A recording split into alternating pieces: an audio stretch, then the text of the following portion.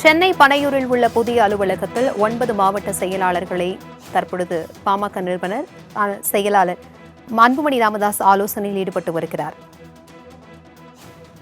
இதுகுறித்தான கூடுதல் விவரங்களுடன் இணைக்கிறார் எம்முடைய செய்தியாளர் ராஜேஷ்.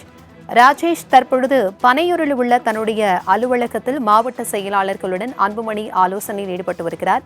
இந்த ஆலோசனை கூட்டத்தினுடைய சிறப்பு அம்சம் என்ன? இது குறித்தான விவரங்களை பகிர்ந்துக்கோங்க.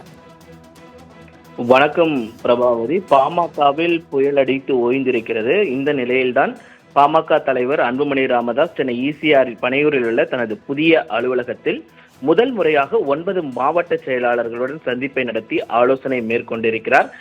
கடந்த சனிக்கிழமை புதுச்சேரியில் பாட்டாளி மக்கள் கட்சியினுடைய அந்த புத்தாண்டு சிறப்பு பொதுக்குழு கூட்டம் நடைபெற்றது.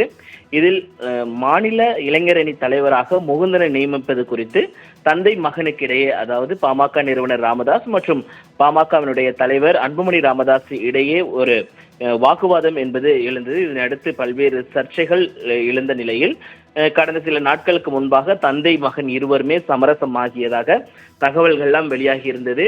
இந்த நிலையில்தான் சென்னை பனையூரில் தனது புதிய அலுவலகத்தை கட்டி வருகிறேன், அங்கு வந்து என்னை எல்லாரும் சந்திக்கலாம் என்று அன்புமணி ராமதாஸ் ஏற்கனவே தெரிவித்திருந்தார். இந்த நிலையில்தான் 9 மாவட்ட செயலாளர்கள் இன்றைய நிலையில் அவரை நேரில் சந்தித்து ஆலோசனை நடத்தியிருக்கிறார்கள்.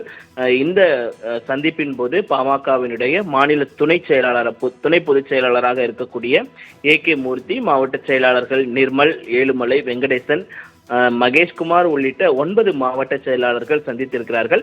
இது மரியாதை நிமித்தமான சந்திப்பு என பாமக தரப்பில் கூறப்பட்டாலும் புத்தாண்டை முன்னிட்டு நாங்கள் அன்புமணி அவர்களை சந்தித்து வாழ்த்து பெற்றோம் என்று அந்த மாவட்ட செயலாளர்கள் தெரிவித்திருக்கிறார்கள். இருந்த போதிலும் அன்புமணி அவர்களிடத்தில் வருகின்ற 2026 சட்டமன்ற தேர்தல் என்பது நமக்கு மிகவும் முக்கியத்துவம் வாய்ந்த தேர்தலாக இருக்கிறது, அதனை நாம் எதிர்கொள்வதற்கு கடுமையாக உழைக்க வேண்டும் என்று வலியுறுத்தியதாக அவர்கள் தெரிவித்தனர்.